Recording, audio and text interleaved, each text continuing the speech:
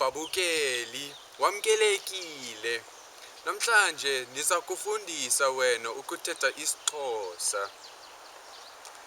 So I'm going to teach you how to speak and greet in isiXhosa, which is a fundamental part of engaging with Xhosa people. Because if you can't even greet someone, how are you gonna talk to them? So ukuba ufuna ukuthetha nomntu, if you want to speak to someone, you've got to greet them.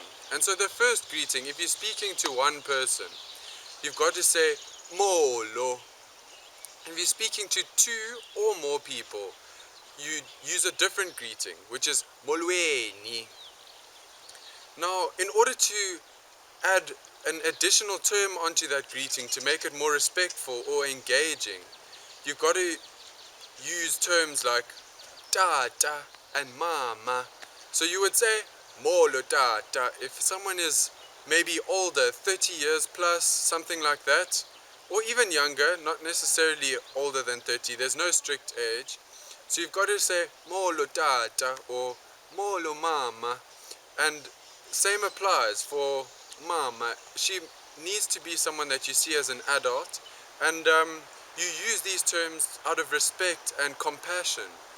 And now these terms, tata and mama, have multiple applications because they also mean father, tata, father, and mama, mother. But they're also used in isiXhosa to talk to people who aren't necessarily your biological parents. Because in the isiXhosa culture of Ubuntu, people are seen as a community, and each human being is seen as valid and worthy of a greeting and acknowledgement as a human being. And so you say to someone that's not necessarily your real mother, molo mama, which acknowledges the fact that she plays some sort of motherly role in your life simply for being an older lady. Now, if someone isn't necessarily an older person, you can say molo buti or molo sisi. Now, these terms you've got to use with caution, because I wouldn't recommend you calling an older man molo buti or an older woman molo sisi, because that can be misconstrued or construed as disrespectful. Because in the Xhosa culture, at least traditionally, age is quite a fundamental part of the respect and culture system. And I know that culture is fluid and it is changing slowly, but I still find it much more,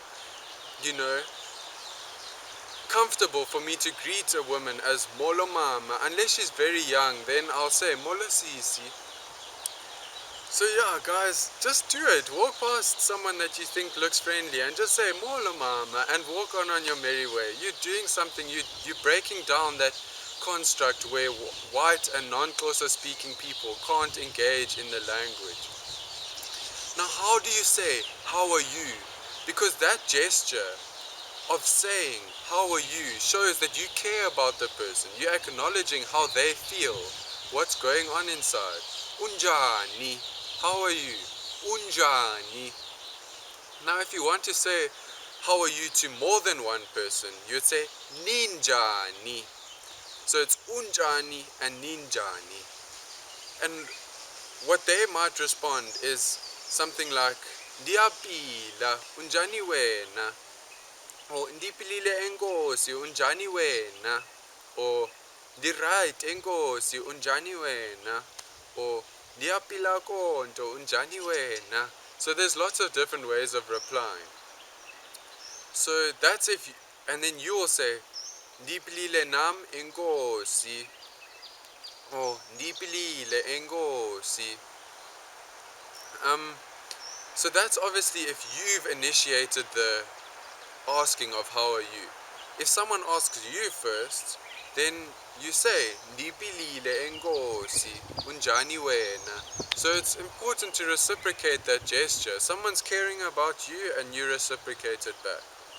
So I hope this was helpful. Kufuneka abantu abamnyama bathetha isiXhosa. Kukho amaXhosa amaninzi apha eMzantsi Afrika. So it's really important that, siyazama ukuthetha isiXhosa. just to break down those barriers between people that have been created by colonialism and apartheid. And people say apartheid is over, move on. Well, I dare you to try this out. Test if apartheid is over, or test if colonial is over. How comfortable are you to go and speak Xhosa to someone? Because you see all the Xhosa people speaking English, and they're trying to break it down, or at least they were forced to learn English, but they're not completely resentful about it. Not to say they love speaking English. Of course they would much rather speak Xhosa. And that's a sign of our society, that English is still the dominant language to a certain extent, at least in certain spheres. You know, in tertiary institutions, in schools, a lot of it is based on English. But at home, these people are speaking Xhosa. So now when they come and they, you know, talking to you, now they all of a sudden not their true self. So yeah, guys, ube nemini emnandi, zama ukuthetha isiXhosa. Babayini.